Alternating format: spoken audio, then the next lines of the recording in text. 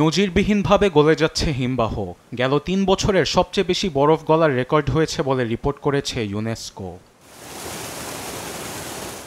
নাটকীয়ভাবে ১৯৭৫ সালের পর থেকে ৯,০০০ গিগাটন হিমবাহ গলেছে, যা পৃথিবীকে ঠেলে দিতে পারে ভয়াবহ বন্যার দিকে। সমুদ্রপৃষ্ঠের উচ্চতা বৃদ্ধির ফলে প্রভাব পড়তে পারে আবহাওয়া পরিবর্তনে, দেখা দিতে পারে নানা অর্থনৈতিক ও সামাজিক সমস্যা। বিশ্ব হিমবাহ পর্যবেক্ষণকারী সংস্থার পরিচালক জানান, গেল ৫ বছরের মধ্যে এবার সবচেয়ে বেশি ক্ষতির সম্মুখীন হবে বিশ্ব।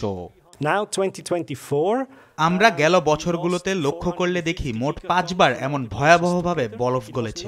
এর মধ্যে ২০২৪ সালেই ৪৫০ গিগাটন বরফ গলেছে। সামনের বছরগুলোতে তা আরও বৃদ্ধি পেতে পারে। পাহাড়ি হিমবাহ সমুদ্রের পানি বাড়াতে সবচেয়ে বড় ভূমিকা রাখে। এই হিমবাহ সমুদ্রের পানি ২৫ মিলিমিটার বাড়িয়েছে। প্রতি মিলিমিটারের কারণে ৩ লাখ মানুষ হুমকির মুখে পড়বে। পানির প্রবাহ বৃদ্ধির ফলে ক্ষতিগ্রস্ত হতে পারে জলবিদ্যুৎ শক্তি ও কৃষিখাত। বিশ্ব আবহাওয়া সংস্থার পরিচালক জানান, পৃথিবীতে প্রায় ৩ লাখ হিমবাহ রয়েছে, যা থেকে ৭০% পরিষ্কার পানি আসে।